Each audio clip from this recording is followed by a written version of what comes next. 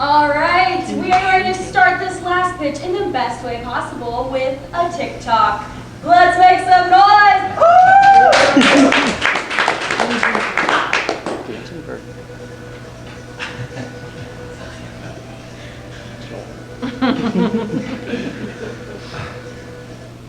That's so cute. Hello everyone, my name is Jay Peterson and I recently completed my first year of teaching middle school science in a virtual classroom. And I started each class with a TikTok of the day similar to this. Got students smiling as they came in and we watched a TikTok either related to the content we were talking about or just a silly bird dancing. But this was one of the ways that I went to engage my students in my lessons. And I found that I was spending about 4 to 6 hours on average each week outside of my contract time to create lessons that were engaging, interactive, relevant, and fun for my students. And I'm not alone in that experience. In this weekend, we talked with over 25 educators and top pain points are the same. They don't have time. They're lacking time to create engaging lessons. They're also lacking a community of people to exchange those resources with. So you've all heard of gamifying education. Now it's time to talk about social media-fying education. With Jolt Education, we enable teachers to create bite-sized learning content that increases engagement and decreases time spent lesson planning. Here is a prototype of the student side of the program.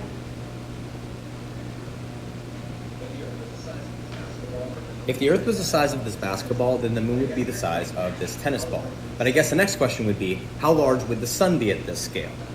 So there's prompts that they can interact with. I get to see as a teacher real-time their answers. Considering that the sun is 109 times wider than the diameter of the Earth, we're going to have to go outside.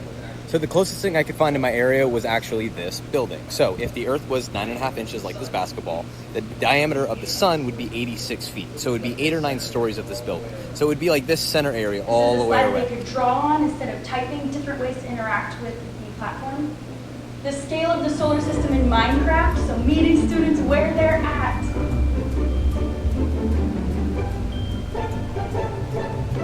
Swipe up to see the latest in space news. This was the first image unveiled yesterday. It's the deep field, and they released more data today. I'll make a separate video on that. Next is the Southern Ring Nebula. Now this is the image that Hubble took years ago. And these are JWSTs. Let me zoom in. We can now see through the nebula and look at what they found. That's a binary star system. 2 stars. You did it! Now tell me one thing you learned about space and turn it in. That's what it looks like from the student side. Here's what Jolt looks like from the teacher side on the Teacher Hub. Up here we've got that search bar where you can search for that approved content created by teachers. I have it categorized based off of what it is. Is it a science lesson that meets that certain standard? Is it pink and it's a news story that you can bring in relevant information? Or is it just a funny bird dancing to give them a little brain break? Here's where you build your slides, you can pull in, I want them to be able to draw here, I want to put a picture here, and here's that stream of all those jolts, that full curated lesson that you will give off to your students. We've already shown some teachers this and they're so excited. They're saying that they think this quick platform or this quick format will lead to deeper thinking and questioning and really just engage your natural curiosity as a learner. Our stage 1 of our business model is to lean into this huge bank of resources and money for STEM education right now. So we've got all of these foundations that have money. National Science Foundation alone has $6 billion.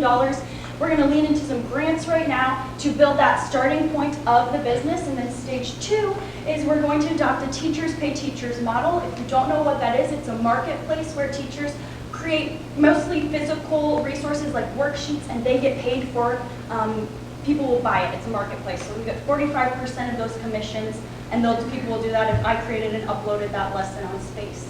I could get paid for it. So I found I was using many of these tech platforms, but they just had features that they each had one, and this Jolt will have all of them. The content database, the turnkey lessons, the short form content, it's all there. We're going to start by focusing in on STEM science teachers. That's where I'm at, that's what I know, but there's many, many teachers in the world. Go-to-market, there's many associations. We're going to partner with the EdTech Collaborative, newsletters, events, conferences, get the word out there, and additional partnerships with publishers, College of Education, and businesses in the future. Here's our amazing team. We're so excited about this, and I'm so excited to be the influencer of my classroom this coming year with Jolt Education. Thank you.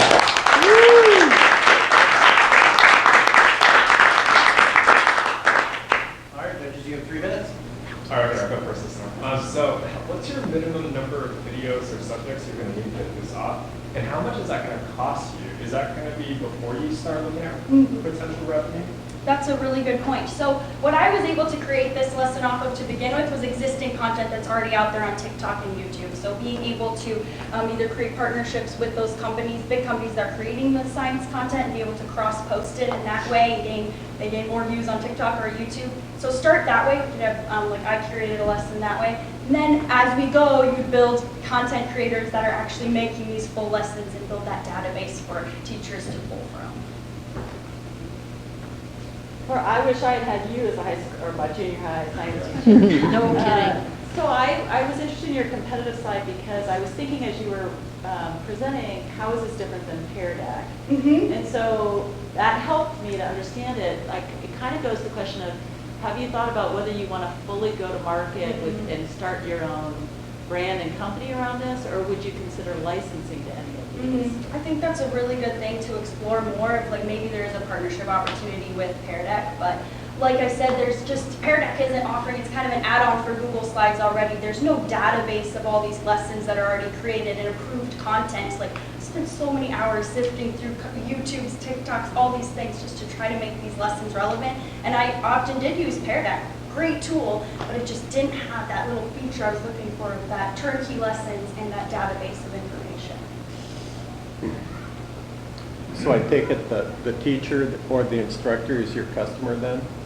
So what are you thinking for revenue generation? How are you gonna, Yeah, so I think you would have access for free just to the content that's approved on there. So we've got all these like TikToks, but if you're wanting to get those full lessons, like I want to be able to like, tomorrow I got a sub coming in, or I have no idea, I got 1 hour to come up with a lesson, you could search for this lesson that's already curated.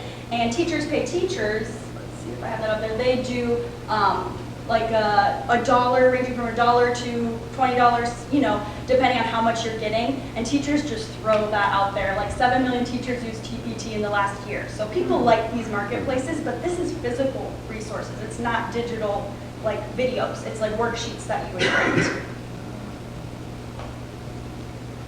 If you're starting out with getting content from other people, are you going to focus on how to streamline the process of licensing and co-authoring these videos initially until you create your own content?